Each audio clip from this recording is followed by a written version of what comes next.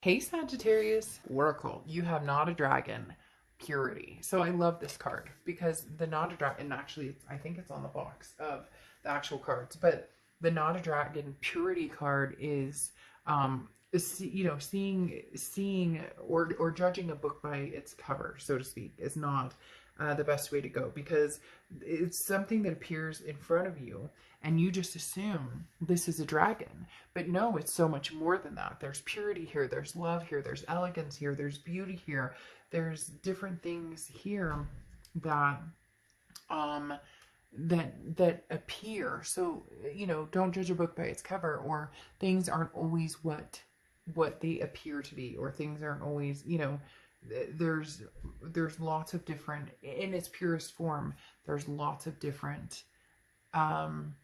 lots of different things that make up this purity, that make up this dragon. Okay, so again, let's see what layers kind of come through in this read, or what you need to pay attention to. Now, I read your sign over here and read the other energy over here. It can be completely reversed.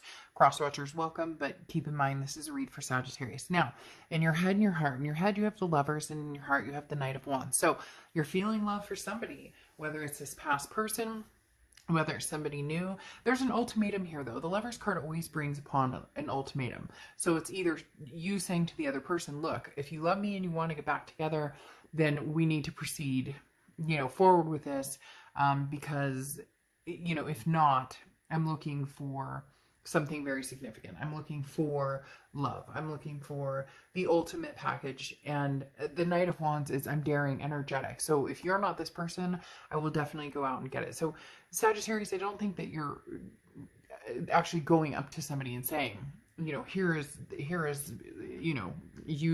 you better, make your decision now. And if we're going to do this, we're going to do this. But I do think that in your mind, or in the way you're kind of coming across, you're saying, if you love me, then love me, let's move forward. And if you're not sure, if you're unclear, then let me love somebody else, and I'm going to let you go, and I'm going to find this closure. Because with the Knight of Wands, you're ready to go, you're raring to go. So you're raring to find love, you want to move forward, you want kind of the happy ending, you want to just move forward in your love life, period. Now over here in their head and their heart, they have the King of Swords, and then they have the Six of Cups. So in their head, there's some sort of truth, or they're kind of like the king of their domain. The King of Swords is I take action when I take action, and I do what I want when I want to do it. And so this is almost like the type of person who, if you say, go make your bed, they're never going to make their bed, if that makes sense. So this is growing, and somebody who's very strong and very capable, but their own opinion is the only one that they actually look at, or the only one that actually matters. So I hate to say it, but sometimes that can be a narcissist tendency. But in their heart, they have the Six of Cups, and the Six of Cups is the ultimate reconciliation card. The Six of Cups is somebody who wants you back bad. So it's almost as if they're telling you, hey, I love you, Sagittarius, I miss you tremendously. And you're like, I love you too, but what are we doing here? And they're not really sure. It's almost like they want their cake and eat it too. And I'll say that because they have the Seven of Cups and the Seven of Cups and the Lovers. So they want you, they want love with you. But the Seven of Cups, especially having it twice, means they have choices or temptations or options. So they love you. Are they committing to you? Are they going the distance with you? What do they want? And you right here, I feel as though you may have other options too, but the options are not as tempting, or it's not a temptress type situation. It's more of a look, again, you have very quick movement between the Knight of Wands and the Eight of Wands. This is the future right here. And the Eight of Wands says you're moving forward with or without this person. So you're either going to find love somewhere else, and man, you are like, I am going to find love somewhere else. You better believe it. And when I find love somewhere else, I'm not looking back. Or if we're going to rock this between you and this past person, then we're going to rock it. Unfortunately, though, it does feel as though this person is,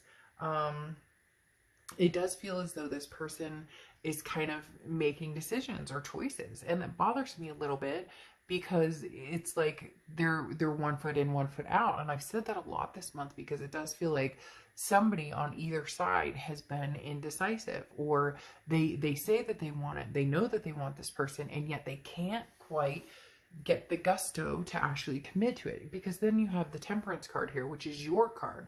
You're the only sign, I think, this month that has shown up in your read, which means you're genuinely, organically ready to do this. You know what you want, and you're not playing around. Now, the Lovers card is showing up here twice, which is Gemini's card. So you could be dealing with a Gemini or Gemini placements in your chart. But the Lovers card showing up, it's like you're originally giving the ultimatum, and now they're giving an ultimatum, but their ultimatum is, you know, hey, I want to be with you. I want to be together. I want us to be a couple. But, you know, how committed are they, or how far of a distance do they want to go? Now, you're willing to be patient with it. The Temperance card is patience, you know, moderation and balance. But I think you're only going to hang around for so long. You're only going to, you know, stick around and see what they have to hear for so long before you finally say, hey, no, this isn't going the direction I want. The reason I say that too is because, like I said, these two Seven of Cups talk about the options and choices they have, and you're not even so much bothered by that. You're kind of like used to that with this person. Oh, you know, they don't commit, or, you know, they're always flirting, or they're on those online dating sites, but that's not enough for you anymore. Or, you know, maybe you guys have gotten back together, broken up, gotten back together. It's never, they keep saying going the distance. This person definitely wants to go the distance with you, and yet at the same time, they're a little selfish about it. So they see you as the person that they're going to end up with, or the person that they want, you know, that they're going to say, okay, you know, this is, I want Sagittarius, but it may just not be good enough for you. It may just, because you have the Hanged Man here, which means you're not rushing, you're not moving hastily into anything, and you're definitely not rushing into it with somebody who you don't necessarily trust, or you don't necessarily feel like they're a one-woman man or a one-man woman.